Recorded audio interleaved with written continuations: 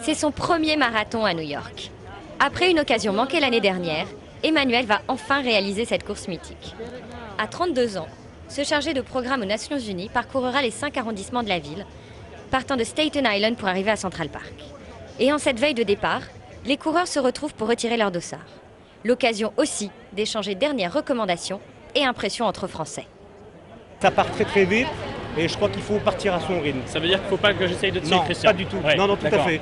Malgré la différence d'âge, je pense qu'il n'y a pas trop de différence de minutes. À New York, toutes ces nations, la multitude des pays, des gens, c'est des profils à la fois de toute classe, mais de tout pays aussi. Donc c'est. On ne vient pas ici non plus pour battre son propre record. Ce serait stupide. Hein. Je crois qu'avant tout, il y a cette architecture vraiment exceptionnelle de Manhattan. Quoi. Ouais, c'est génial. Ah, oui, on en a plein les yeux et je pense qu'on en aura plein les jambes aussi, mais surtout avant tout plein les yeux.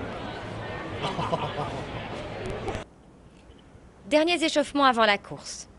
C'est sur les bords de l'Hudson River que Emmanuel a pris l'habitude de s'entraîner.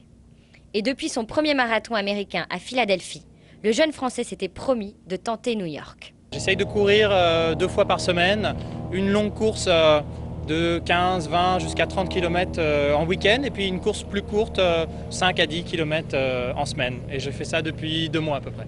En plus, on est supporté ici, on est encouragé par le club des coureurs de New York qui organise des courses de préparation.